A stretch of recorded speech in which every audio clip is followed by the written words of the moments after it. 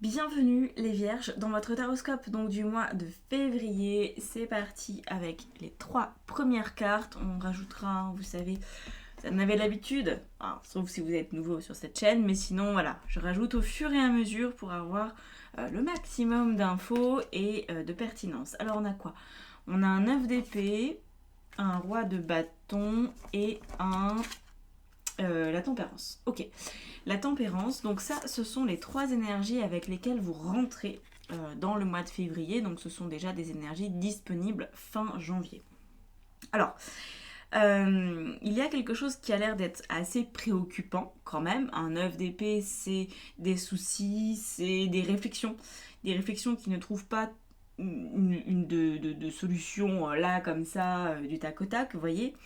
Mais vous avez l'air de tenir bon. C'est-à-dire que le 9 d'épée, certes, il est là, on va pas le nier, mais il y a le roi de bâton, qui lui est quand même très droit dans ses bottes et qui garde une espèce de fermeté vis-à-vis de lui-même, qui ne veut pas se laisser dépasser, submerger par une vague de peur ou d'appréhension.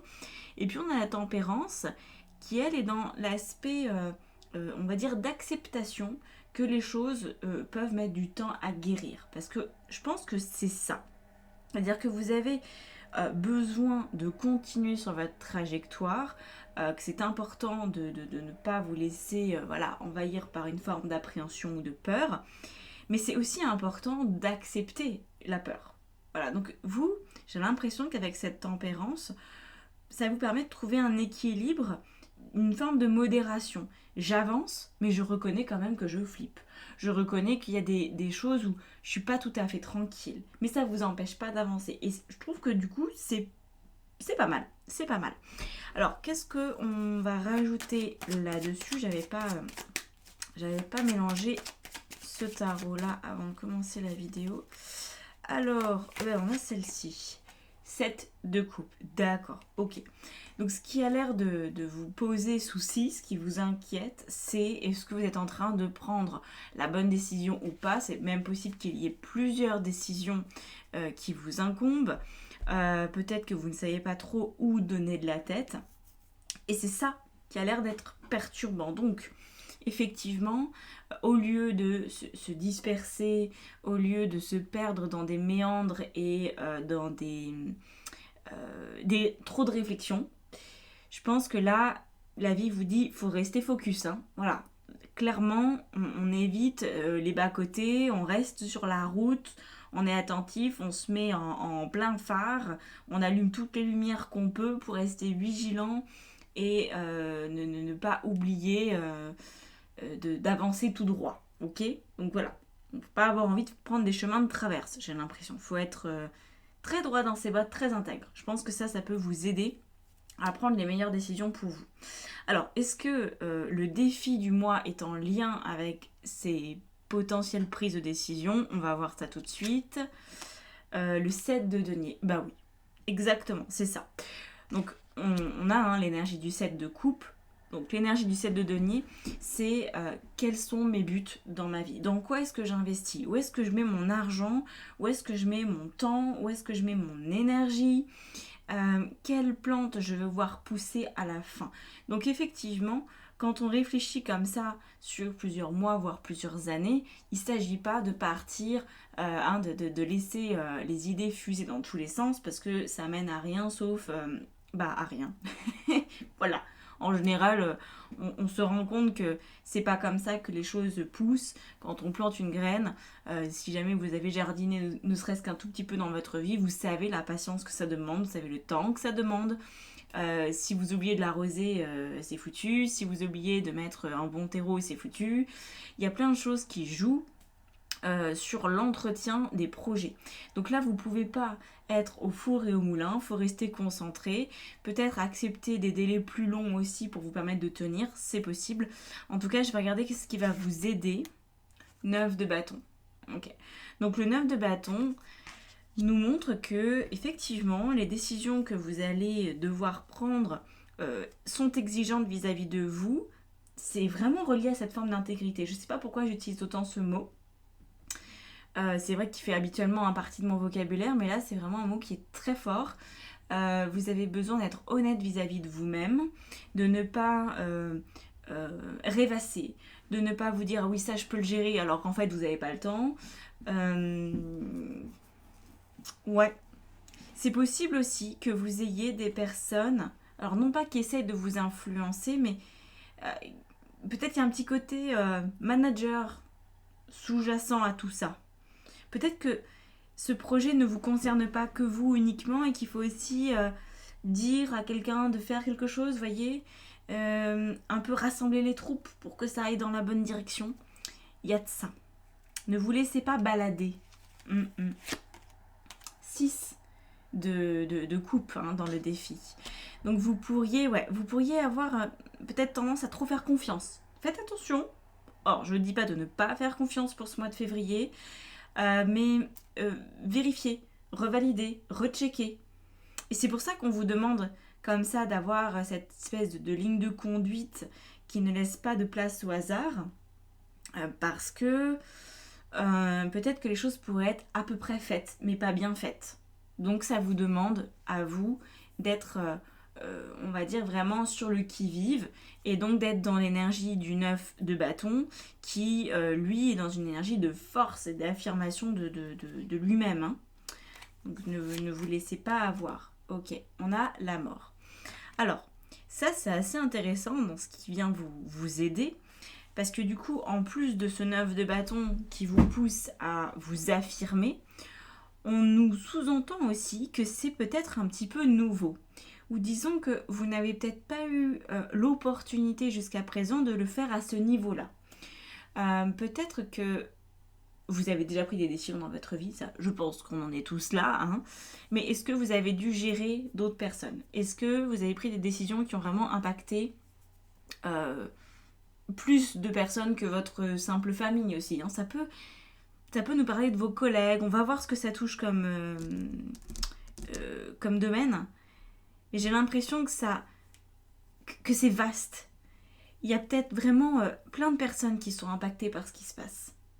Et ça, c'est transformateur pour vous, parce que vous apprenez quelque chose de vous-même, parce que vous apprenez à vous positionner d'une façon assez inédite. Et c'est intéressant du coup pour vous, vous allez évoluer là-dedans. Alors, qu'est-ce que ça vient toucher comme domaine? On a le 8 de coupe, regardez, il va vous en falloir des tentacules pour que tout soit rassemblé, tout soit efficace. Ouais, ça c'est intéressant. Donc au niveau relationnel, il y a quand même beaucoup de choses. Au niveau professionnel et matériel, on a la justice, très bien, qui va très bien avec la tempérance, et le cavalier de bâton dans votre vie intérieure. Donc, je vais faire une entorse à mon propre règlement. Je vais commencer par la vie intérieure, parce que je pense qu'elle est très importante ici. Elle détermine énormément de choses. Donc, ce cavalier de bâton, il nous parle de votre intuition qui intervient au bon moment. Quand on a des décisions à prendre, on peut avoir tendance à utiliser quand même beaucoup son mental, parce que on se dit, voilà, faut tenir certains délais, etc. Admettons, vous êtes en train de construire votre société. Vous êtes en train de procéder à des... Je prends cet exemple-là, mais à vous de l'adapter. Vous êtes en train de procéder à des entretiens d'embauche pour trouver les personnes qui vont pouvoir collaborer avec vous. Donc sur le papier, il y a des dates auxquelles vous pourriez être disponible, d'autres pas. Et vous pourriez avoir quelqu'un qui vous appelle, qui vous dit « Je suis intéressé par tel ou tel poste. Par contre, je suis dispo qu'à tel moment. » Et vous, si vous ne le sentez pas, en fait, je pense que ça va être nécessaire de vous écouter et de caler cette personne à un autre moment qui vous convient à tous les deux, mais qui vous convient d'abord à vous. Parce que je pense que si vous n'avez pas la tête vraiment dans votre assiette et que vous faites passer un entretien au mauvais moment pour vous, est-ce que vous allez réussir à poser les bonnes questions? Est-ce que vous allez réussir à faire passer le bon message? Est-ce que finalement ça va être propice à une collaboration? On peut franchement se poser la question. Donc là, essayez vraiment de vous écouter pour respecter un certain timing, mais ne pas vouloir faire rentrer à tout prix les rendez-vous à certains moments de la journée. Écoutez-vous. Ça peut être avant, ça peut être après, ça c'est à vous de voir. Si c'est trop vaste de toute façon pour que j'ai plus de précision à vous donner.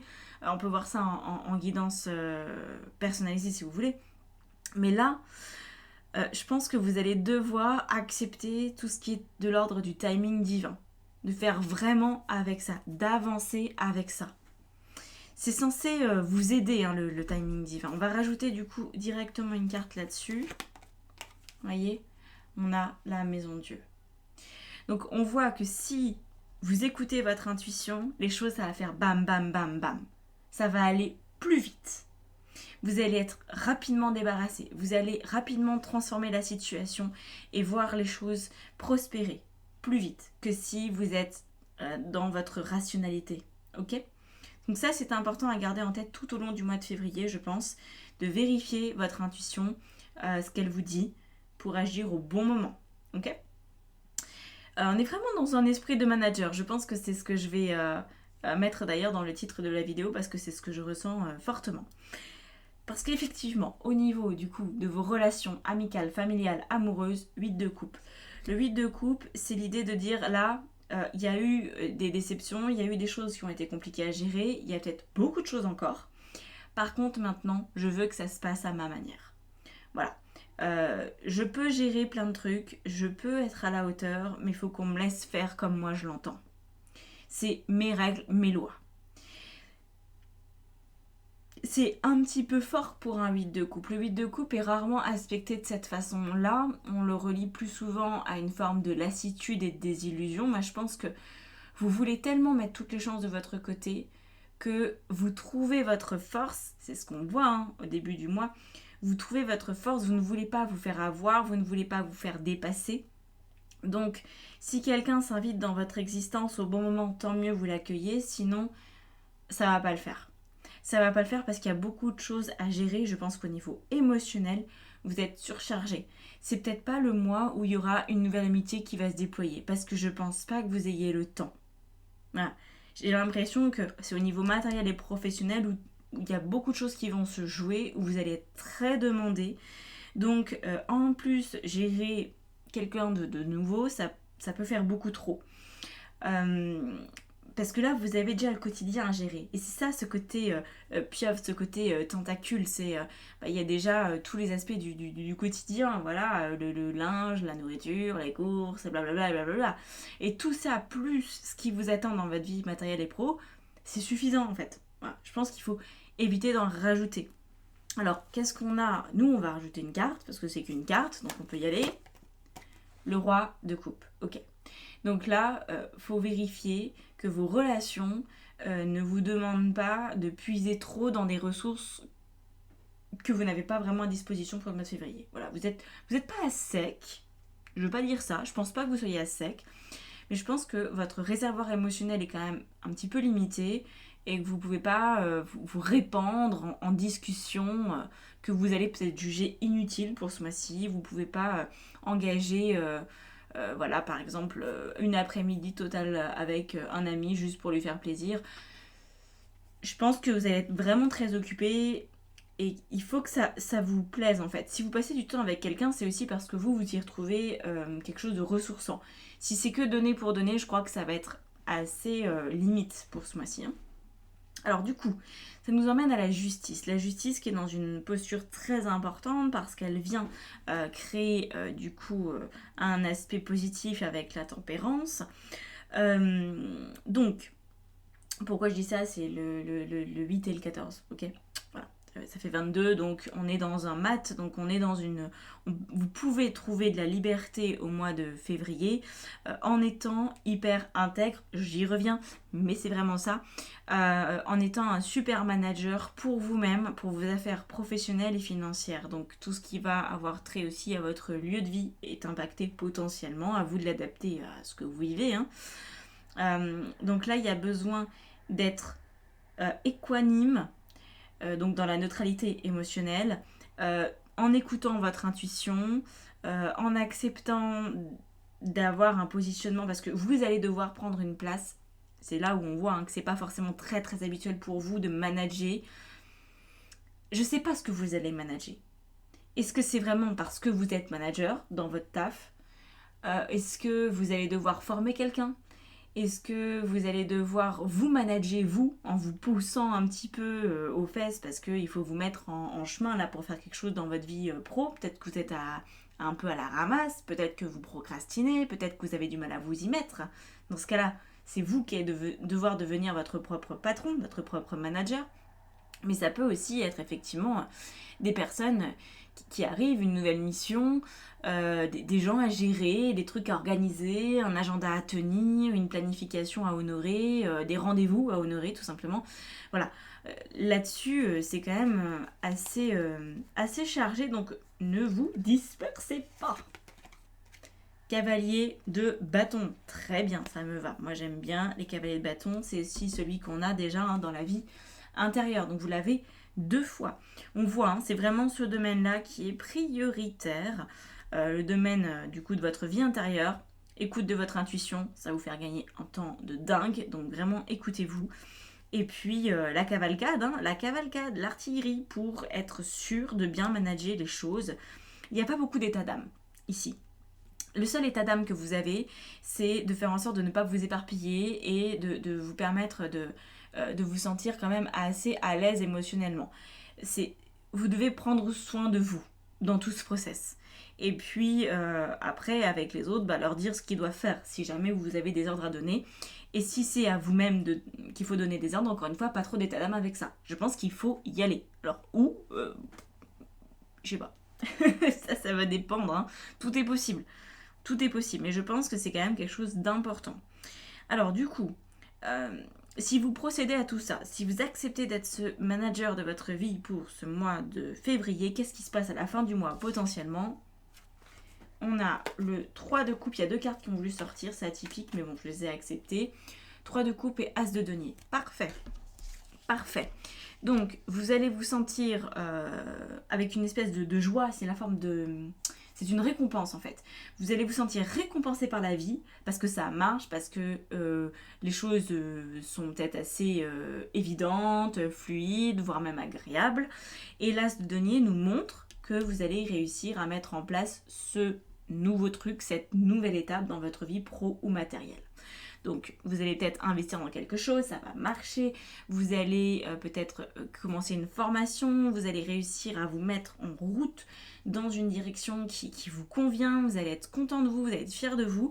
Donc ça, c'est top. Et c'est ce qui peut se passer du coup à la fin du mois. Et on va rajouter une carte parce qu'il n'y a pas de raison quand même que le rider ne sorte pas un peu. Voilà, regardez ça, le diable. Ça, c'est chouette. Vous avez des gros arcanes majeurs quand même, hein. Ouais, c'est pas mal, c'est pas mal. Tempérance, justice, maison de Dieu, mort, et enfin non nommé, et diable, c'est cool. Donc le diable, je pense que le message que vous allez comprendre à la fin du mois, il faudra peut-être un mois complet, c'est que finalement, la seule personne qui a le pouvoir et la puissance, c'est vous. Je pense que vous allez comprendre ce dont vous êtes véritablement capable, que ça va vous donner de l'aplomb, que ça va vous donner du courage. Ce mois-ci, vous allez vous rendre compte peut-être de votre potentiel par rapport à ce que vous aurez vécu. Je parierais que vous allez vous surprendre en vous rendant compte de ce que vous avez accompli. Parce que vous êtes bien organisé, parce que vous avez osé, parce que vous ne vous êtes pas laissé compter fleurette par vos appréhensions, vos peurs. Vous avez accepté votre rôle, votre mission pour ce mois de février. Et c'est particulier. C'est particulier. Alors, je ne sais pas pourquoi je vous dis ça, mais j'ai l'impression que ça va durer jusqu'au mois de septembre. Je ne sais pas pourquoi je vous dis ça. Enfin, attendez. J'ai septembre. Ah, peut-être que ça a commencé au mois de septembre. Pardon, non, c'est dans l'autre sens. Ça a commencé au mois de septembre. Il y a quelque chose qui, depuis le mois de septembre, est en préparation. Et que c'est le mois là de février qui vient répondre au mois de septembre. Peut-être que vous aviez, on va dire, admettons, vous aviez postulé un truc en septembre et que ça a lieu en février, ou que vous aviez acheté quelque chose en septembre et que vous pouvez rentrer, je sais pas, vous avez acheté une maison par exemple, et puis en février, là, vous rentrez dedans et vous faites des travaux. Vous voyez, il y a cette notion-là de quelque chose qui est relié au mois de septembre. Je sais pas si ça fera sens pour tout le monde, mais en tout cas j'ai l'info et elle est forte, donc je la transmets, vous en faites ce que vous pouvez, ce que vous voulez. Voilà les vierges, écoutez, je pense que c'est un très très très beau mois pour vous. Donc c'est super, je réfléchis, septembre, octobre, novembre, décembre, janvier, février. Ah mais oui, c'est aussi l'apogée pour vous. Si vous êtes vraiment vierge en signe solaire, c'est votre apogée annuel. Donc c'est le moment où si vous avez le plus de force, où votre révolution solaire peut-être prend forme. Donc c'est peut-être aussi pour ça que ça me vient. Bref, peu importe. Si vous voulez poursuivre ici en guidance personnalisée, en coaching, en atelier développement personnel, spirituel, en formation tarot, bref, tous ces trucs que je propose, tout est dans la barre d'infos en dessous de la vidéo, je vous laisse checker. Et puis je vous souhaite en attendant un très beau mois de février. N'hésitez pas à vous abonner à la chaîne si ce n'est pas déjà fait, si mon contenu vous plaît. C'est un super moyen de me soutenir, totalement gratuit pour vous et qui moi voilà, me donne de la visibilité et me permet depuis déjà voilà, beaucoup d'années de continuer à me dire j'aime être présente sur YouTube et j'aime que les choses voilà, se développent et que Citeroscope parle à de plus en plus de monde. Voilà, je vous laisse là-dessus et je vous dis à bientôt. Ciao ciao.